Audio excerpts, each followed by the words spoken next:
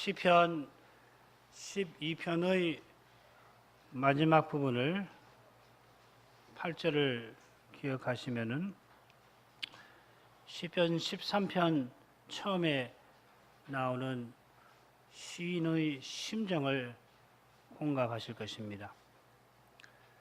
시편 12편에서 시인은 사랑 안에서 진리를 말하며 아름다운 하나님 나라를 이루며 살기를 간절히 바랐으나 눈앞의 현실은 경건하고 신실한 사람들이 사라집니다. 언약 백성이 순수한 믿음에서 떠나버리고 사사로운 행복을 추구하는 까닭에 서로 거짓을 말하고 아첨과 두 마음으로 말합니다.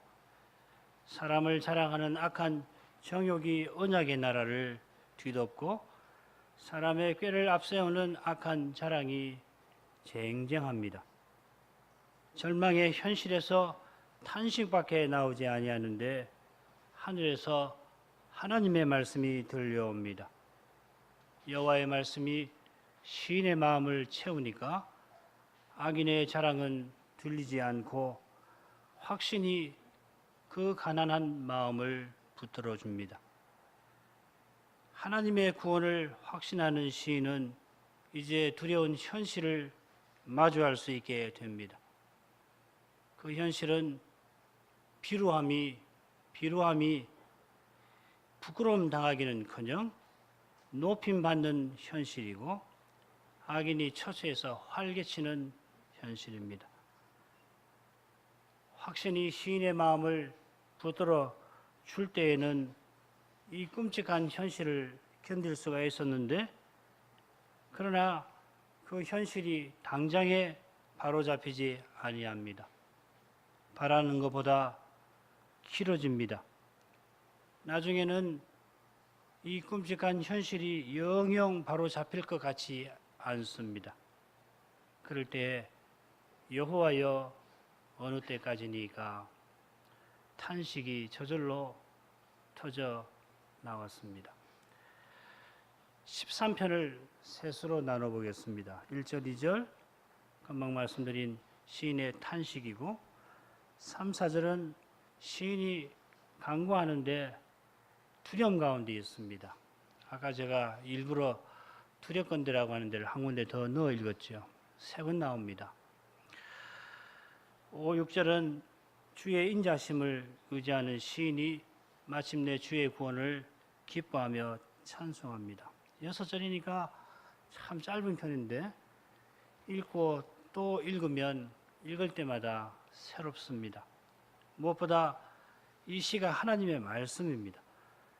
시편 12편에서 완전히 절망하던 시인을 굳은 확신으로 이끈 것이 여호와의 순결한 말씀입니다. 시인이 자기 개인의 경험을 절절히 표현합니다마는 성신이 그리스도의 영으로 감화하셔서 그의 경험이 오고 오는 모든 교회와 신자를 구원하는 일에 쓰임 받게 하신 것입니다. 우리가 혹 이 시의 교훈을 다 깨닫지 못할지라도 사실 누가 이 시의 교훈을 다 깨달았다 말할 수 있겠습니까? 많은 그 교훈은 우리 주님의 손에서 온전히 이루어집니다. 우리는 이 그리스도 안에서 이 시를 부릅니다. 그리스도께서 주님의 몸과 지체인 우리를 통하여 이 시로 기도하고 찬송하십니다. 온 세상에 참 신자와 바른 교회가 얼마나 많고 인류 역사상 얼마나 많은 신자와 교회가 있었겠습니까? 부활하신 그리스도는 이 모든 교회와 신자를 통하여 하나님의 그 말씀을 친히 이루어 오셨습니다. 장차 다시 오실 그날에 이 시인이 구하는 그 모든 것, 우리가 오늘날 죄의 현실에서 하나님에게 간절히 바라는 그 모든 것을 주님이 허락하실 것입니다. 이 시는 탄식으로 시작되고 기쁨과 찬송으로 끝납니다. 탄식에서 기쁨으로 나가는데 그 길이 결코 녹록지 않습니다. 그건 연약한 인생에게 기적과도 같은 겁니다.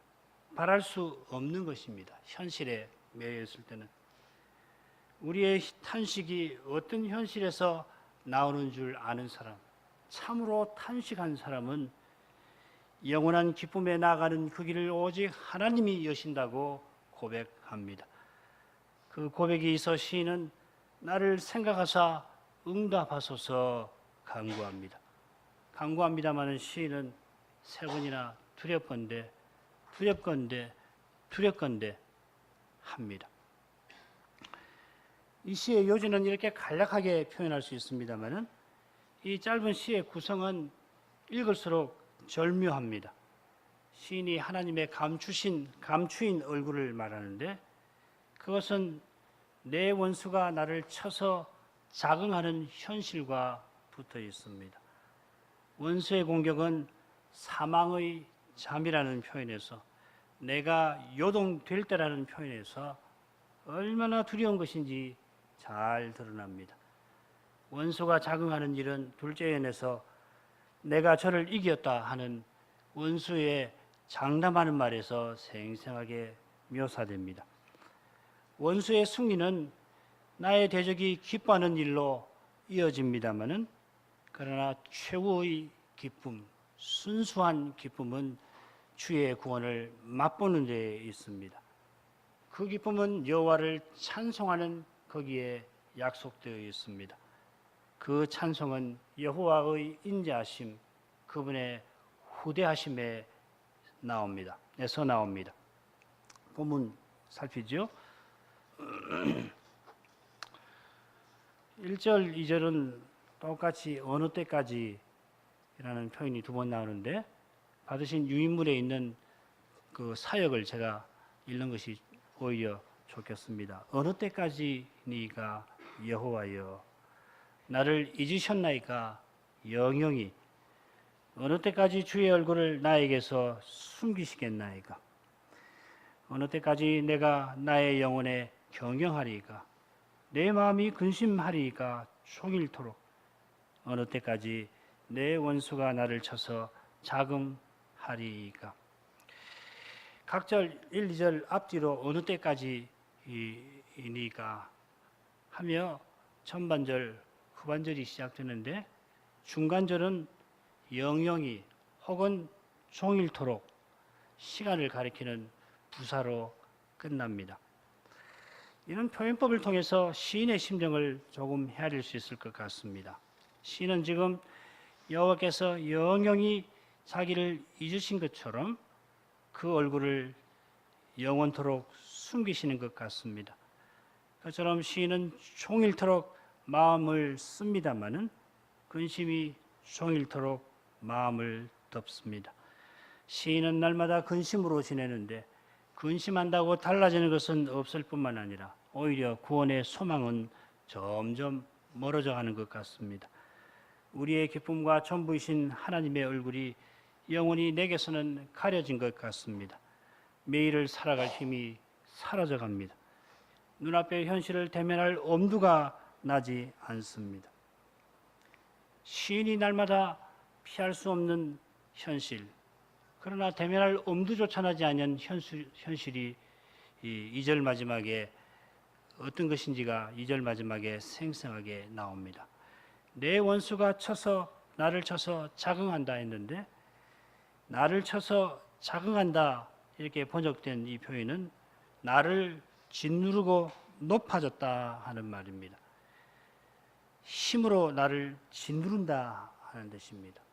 12절 12편 8절에 보면 비루함이 인생 중에 높아진다 하는 표현이 나오고 가련한 자의 눌림이라는 표현이 나왔는데 악인들이 거짓과 아첨으로 힘을 얻고는 누가 우리를 다스리리요?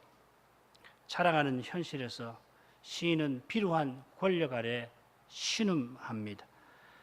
그의 신음은 죽음의 고통을 토해내는 것입니다. 그 죽음은 몸만 망가지는 것 아니라 심지어 믿음이 허물어지는 그런 겁니다. 여호와의 환한 얼굴을 영원히 보지 못할 것 같은 고통입니다. 마찬가지로 시인이 그 마음에 종일토록 근심하는 그 근심은 일어나지 않을 일을 공연히 염려하는 데서 생기는 그런 것과 전혀 다르고 불확실한 미래를 염려하는 그런 것과도 다릅니다. 평소보다 일상의 짐이 무거워서 생기는 그런 근심과도 구별됩니다.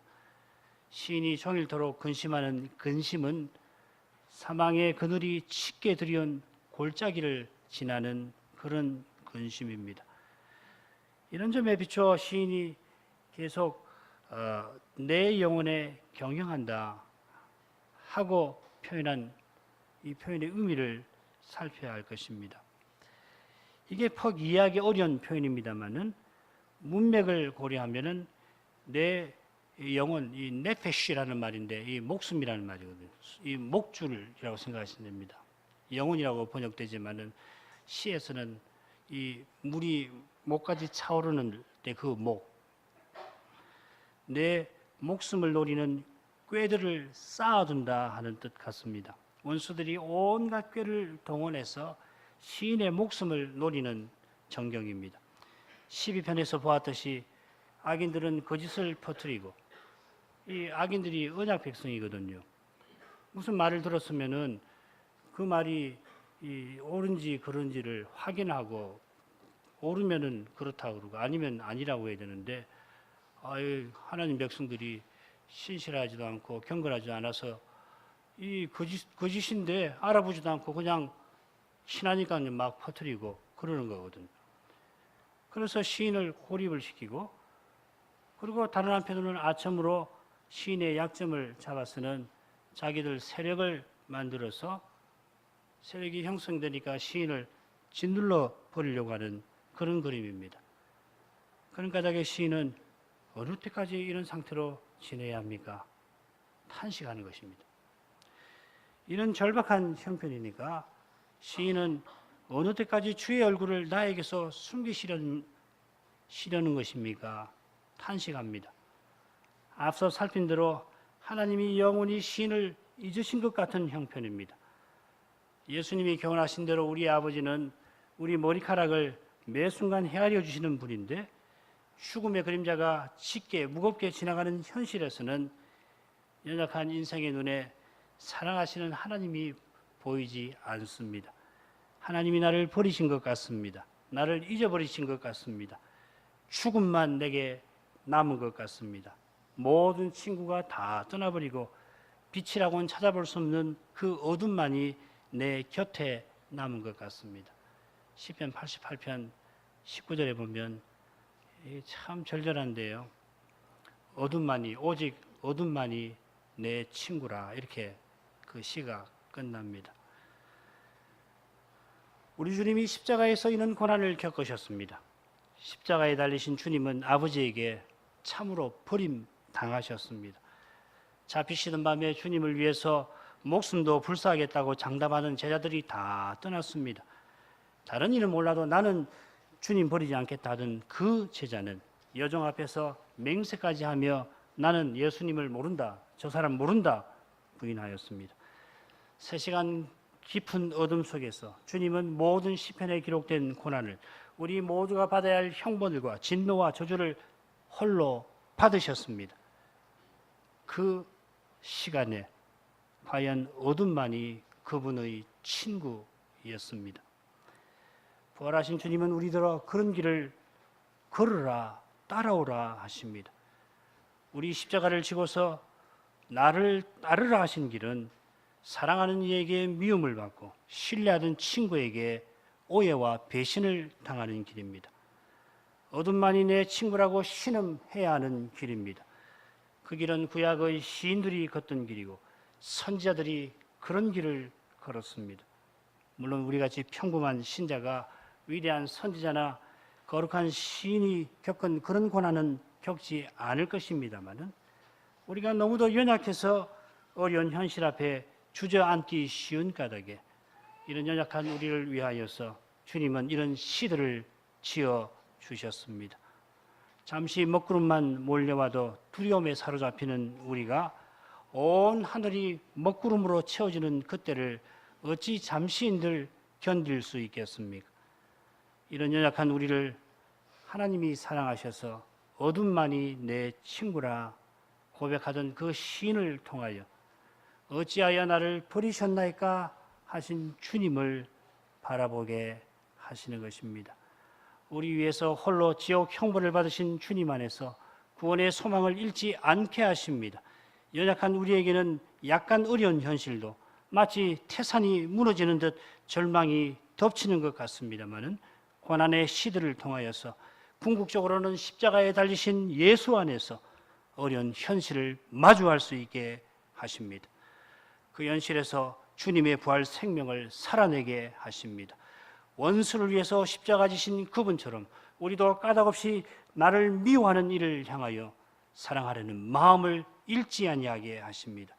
거짓으로 오해하는 이를 향하여서 오히려 신뢰하려는 마음을 끝까지 버리지 아니하게 하십니다. 이런 마음이 우리 안에 일어나는 것은 오직 하나님의 영광을 보게 하신 덕분입니다.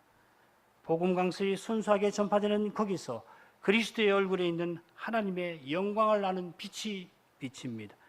그 영광은 원수 노릇하는 나를 위하여 독생자를 십자가에 내어주신 사랑의 영광입니다. 그 영광이 우리 마음에 비칠 때 우리 마음에서 비로소 증오심과 보복심이 녹아내립니다. 형제를 미워하는 마음 잠시도 지닐 수 없습니다. 까닭없이 미워하는 사람을 사랑하려는 마음을 버릴 수가 없습니다. 이 믿음으로 교제하는 거기에 하나님의 환한 얼굴빛이 약속되어 있습니다. 하나님의 환한 얼굴빛은 하나님을 참으로 예배하는 교회와 신자에게 이렇게 약속되어 있습니다. 여호와는 내게 복을 주시고 너를 지키시기를 원하며 여호와는 그 얼굴로 내게 비추사 은혜 베푸시기를 원하며 여호와는 그 얼굴을 내게로 향하여 두사 평강 주시기를 원하노라. 대지상의 축복입니다. 잠시 고난 가운데 여호와의 환한 얼굴이 숨겨진 것 같이 느껴집니다마는 그러나 먹구름 위에 찬란한 태양이 빛나고 있듯이 고난의 현실 위에서 고난당하는 자기 백성을 향한 하나님의 사랑은 여전히 불타오릅니다. 그 사랑을 인하여 하나님은 우리의 고난을 견디시지를 못하십니다. 가장 신속히 우리를 고난에서 벗어나게 하실 것입니다. 마찬가지로 먹구름 위에 태양이 빛나고 있어서 먹구름 아래서도 어두워진 길을 걸어갈 수 있듯이 절망의 현실에서도 탄식할 수 있는 것은 그 현실 위에 계신 하나님이 여전히 우리를 사랑하시는 까닭입니다. 먹구름이 마침내 거치고 드러나는 그 푸른 하늘이 실로 아름다운 것처럼 고난의 삶을 지나고 들어가는 영원한 저 하늘은 실로 복스러울 것입니다.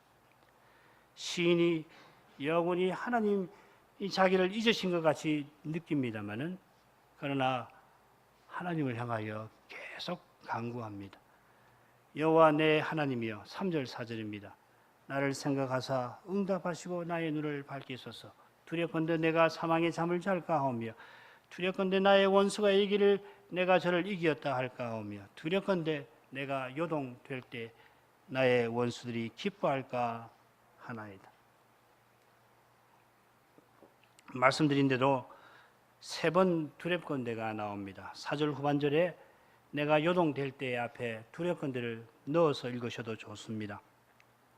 마찬가지로 시인이 하나님께 간구하는 내용은 3개의 동사로 표현되어 있습니다. 생각하사 응답하시고 밝히소서.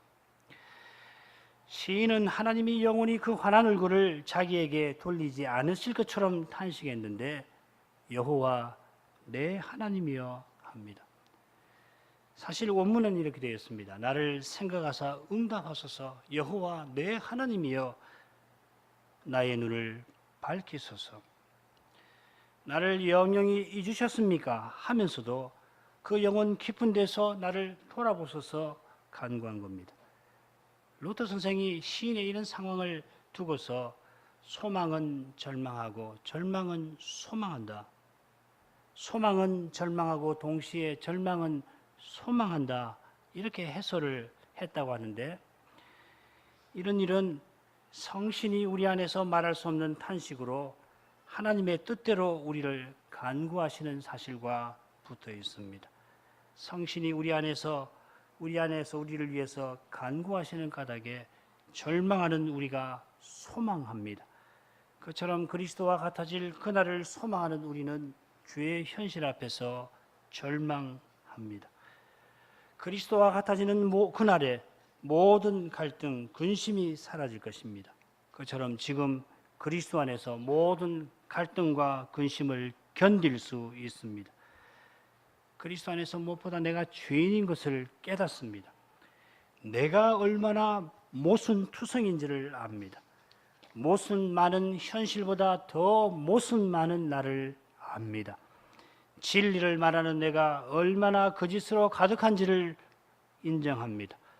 진리가 주님 안에 있음을 깨닫고 주님을 의지하는 사람이 거짓으로 가득 찬 자신을 고백하며 거짓의 늪에서 벗어날 수 있습니다. 주님이 소망이십니다. 우리는 절망입니다.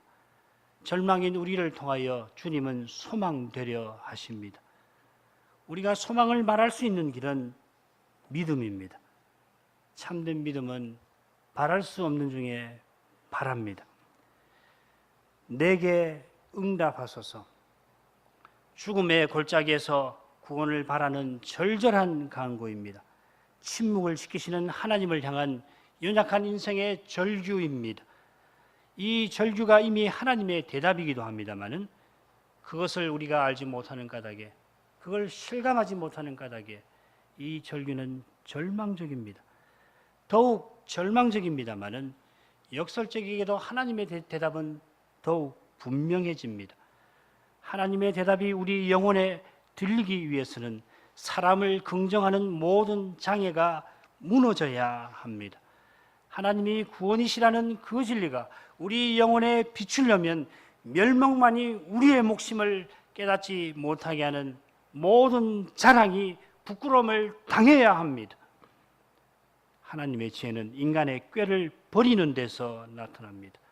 인간의 지혜에 대해서 기꺼이 미련하려는 사람만이, 이 세상 지혜에 대해서 기꺼이 바보 되려고 하는 사람만이 그리스도의 십자가가 하나님의 지혜이심을 깨닫습니다.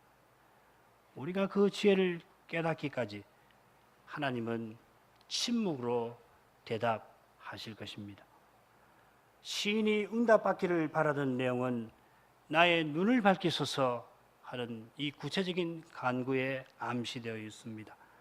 눈을 밝힌다는 이 표현을 가지고서 설명해 드릴 것이 너무도 많지만은 요점만 말씀드리면은 기력이 쇠하여 가는 데에서, 점점 죽어가는 데에서 벗어나는 것, 특별히 하나님과 생명의 교제에 나아가게 되는 것을 가리킵니다. 시편 19편 8절 보면은 하나님의 계명은 순결하여 눈을 밝게 한다 하는 표현이 나옵니다. 신명기 34장 7절을 보면 모세는 죽을 나이가 되었어도 기력이 새하지 않았다 했는데, 거기 보면 그 눈이 흐리지 아니하며 했습니다.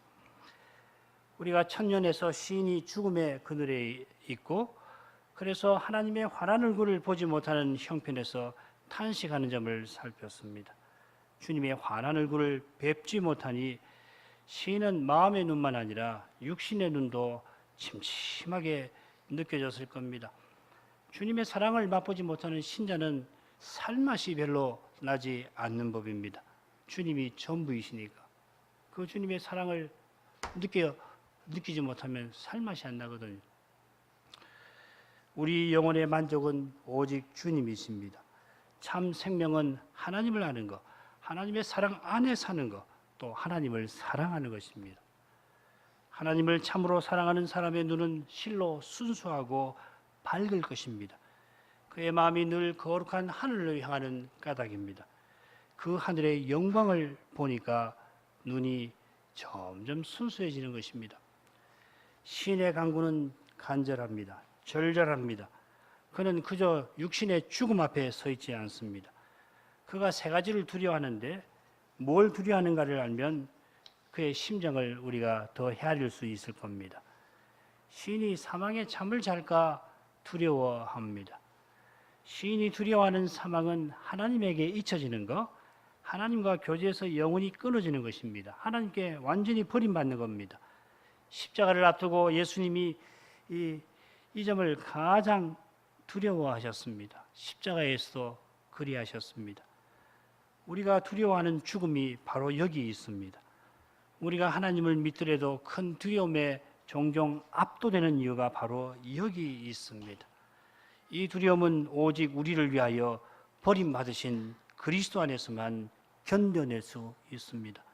장차 심판대 앞에 설 때 그리스도만이 영원한 사망의 두려움으로부터 우리를 보호해 주십니다.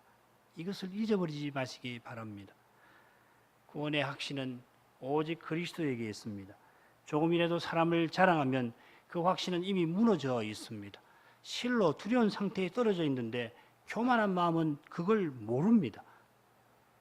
겸손만이 참된 확신에 나아갈 수 있습니다.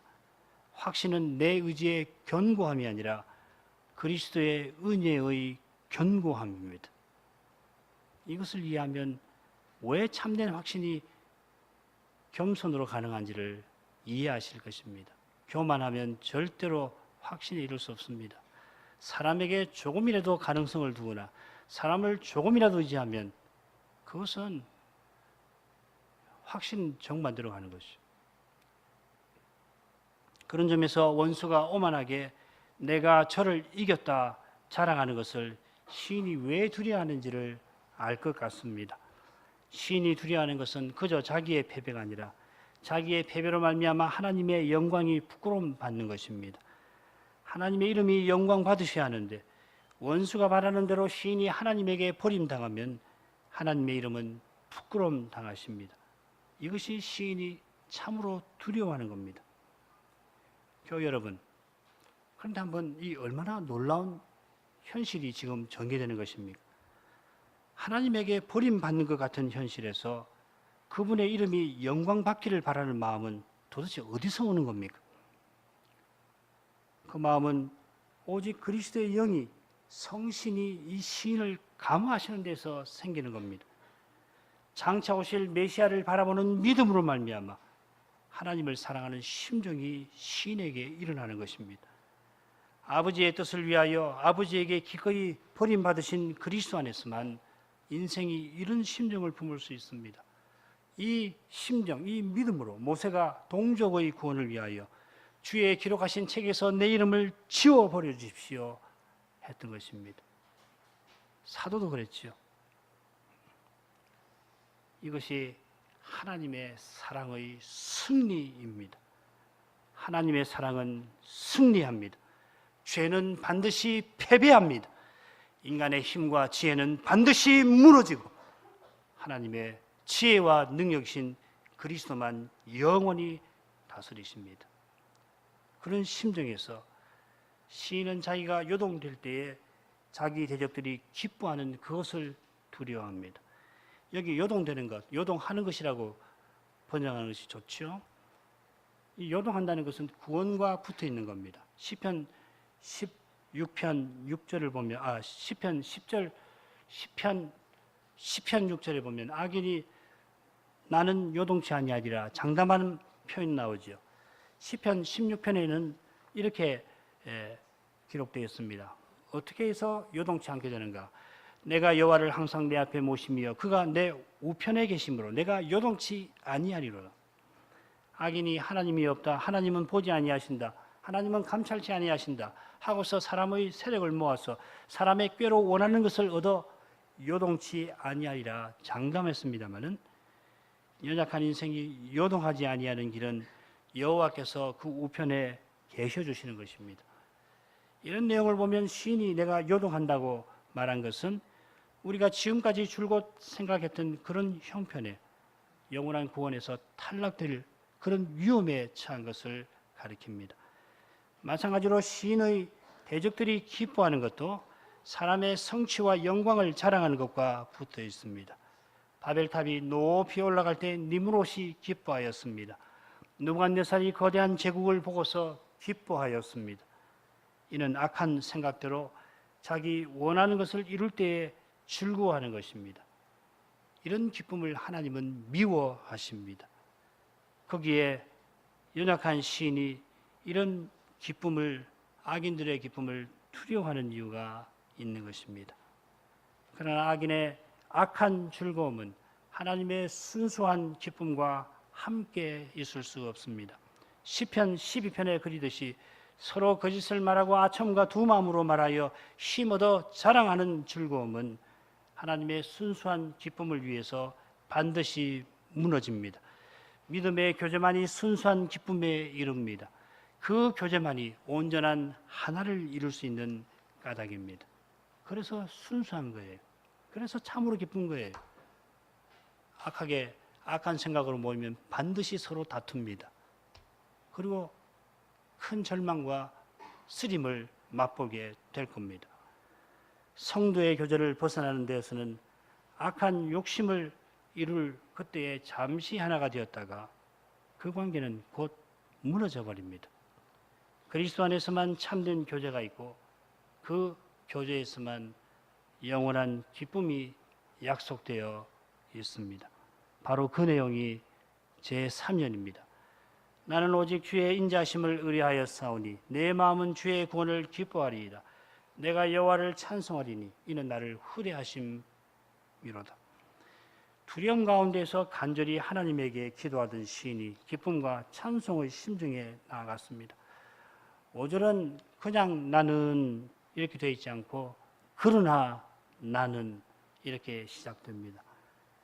이 그러나는 성신이 시인의 영혼을 감화하셔서 시인의 입에서 나오게 하신 것입니다. 우리가 조금 전에 루터 선생의 이 시편 해설을 생각했는데 이 그러나에 절망이 소망하는 비결, 절망의 현실에서 연약한 인생이 소망의 빛을 보는 비결이 이 그러나에 있습니다. 소망이신 하나님이 우리를 붙드시는 까닭에 우리의 입에서 그러나 하고 고백이 나옵니다. 이 고백이 바로 오직 믿음입니다. 믿음은 바랄 수 없는 중에 바랍니다. 장차 그리스도와 같아지는 일은 지금 우리로서는 바랄 수 없는 것입니다. 그렇죠. 지금 우리 현실에서 바랄 수 없는 일이죠. 우리의 현실은 오히려 비관적인 생각을 불러일으킵니다. 주를 떠난 세상이 아니라, 이 세상이 아니라 주를 고백하는 교회에 벌어지는 주의 현실 때문에 얼마나 많은 사람이 믿음을 떠납니까? 목회자들의 죄로 좌절하며 교회 문을 박차고 나가는 사람은 또 얼마나 많습니까? 믿음의 교제를 악용해서 사사로운 이익과 권력을 주려고 하는 사람 때문에 얼마나 많은 사람들이 천국 같은 것은 없다고 말합니까? 죄의 현실에서는 절망뿐입니다. 죄인이 절망입니다. 죄인인 내가 절망입니다. 그 절망 가운데서 멸망의 두려움 가운데서 시인은 내가 주의 인자심을 의뢰했던 그 놀라운 사실을 깨닫습니다. 원수의 무서운 공격 앞에서 두려워하는 나, 어려운 현실 앞에서 하나님의 구원을 믿지 못하는 나, 죽음의 그림자가 드리우자 그분의 환한 얼굴이 영원히 사라진 것처럼 여기고 벌벌 떠는 그런 내가 주님의 인자심을 확신하였습니다. 내가 확신했습니다마는 확신이 내게서 나온 게 아니었습니다. 그처럼 두려워하는 내게서, 죽음 앞에서 실로 연약한 내게서 확신이 나올 리가 없습니다. 그 확신은 주의 인자하심에서 나왔습니다. 인자하신 주님이 내게 확신을 주셨던 겁니다. 그분이 언약을 친히 이루셨고 그 은혜를 베푸셨으니 내가 믿었습니다. 내가 믿지 않을 수 없도록 하셨던 겁니다. 믿지 못하던 나를 믿게 하셨습니다. 이것이 참된 믿음입니다. 여기서 도로트 신조가 나오는 거예요. 인자하신 주님이 나를 믿게 하시고 지금도 나를 붙들고 계시는 것을 깨닫게 될 때, 아니 인자하신 주님이 절망하던 시인을 깨닫게 하시니까 내 마음은 주의 구원을 기뻐하리이다 합니다. 두려움에 떨며 절절히 구하던 탄식하던 시인이 하나님의 구원을 확신합니다. 물론 어떻게 구원하실지, 언제 이 죽음의 현실에서 건져주실지 모릅니다. 이 현실 가운데서 그만 도중에 죽을 수도 있습니다. 모든 것을 버려야 할 수도 있습니다. 자기가 목숨 잃는 것만 아니라 언약의 나라가 망하는 수가 있습니다. 교회가 문 닫는 수도 있습니다. 그러나 인자하신 주님은 틀림없이 언약을 이루실 것입니다. 왜 그렇습니까? 이 연약한 내가 원하는 것보다 주님이 더 원하시는 까닭입니다. 내가 사랑하는 것보다 비할 수 없이 주님이 자기 백성을 사랑하시는 까닭입니다. 내가 방황하는 자녀를 볼 때 견디지 못하는 그 심정을 주님의 심정에 비기겠습니까? 주님은 어찌할지 할 바를 모르는 우리와 달리 잠시도 지체치 아니하십니다. 무력한 인생과는 달리 무한한 능력, 전능한 능력을 지니고 계십니다. 그 전능한 능력이 우리의 고난을 통하여 그 영광을 드러내십니다. 고난 가운데서 우는 사람은 완전한 구원 가운데서 기뻐하게 될 것입니다. 지금 웃고자 하는 사람은, 지금 사람의 힘으로 승리를 거두고자 하는 사람은, 지금 사람에게로 무엇을 이루어서 웃고자 하는 사람은 장차 울지 않을 수 없을 것입니다. 지금 자기 뜻대로 살아서 즐거워하는 사람은 장차 하나님의 뜻대로 다 이루어진 것을 보고 슬퍼할 것입니다. 그러나 지금 애통하는 자는 장차 위로를 받고 위로 가운데 영원히 기뻐하게 될 것입니다. 하나님이 주시는 기쁨 가운데서 시인은 여호와를 찬송할 날을 바라봅니다. 하나님의 구원이 시인의 전부입니다. 구원하신 하나님이 시인의 전부 되십니다. 이 심정에서만 참된 찬송이 나옵니다. 이 찬송이 그리스도께서 우리 안에서 성신으로 친히 사시며 이루어내시는 바로 그 일입니다. 우리가 그리스도의 인격과 사랑을 살아내는 거기서 하나님의 이름이 찬송을 받으십니다. 우리는 지금도 하나님을 찬송하기 위하여 삽니다. 그리스도의 사랑을, 예수의 사랑을 가까운 이웃에게, 모든 사람에게 드러내어서 하나님 이름이 찬송받기를 바라서 우리는 오늘도 살아갑니다. 장차 영원한 생명 주시는 것은 영원히 찬송하게 하심입니다. 지금 그리스도 안에서 참으로 찬송하는 사람은 장차 그리스도와 같아져서 영원히 찬송할 것입니다. 이 고귀한 목적을 위하여 하나님은 시인을 후대하셨습니다. 우리를 후대하십니다.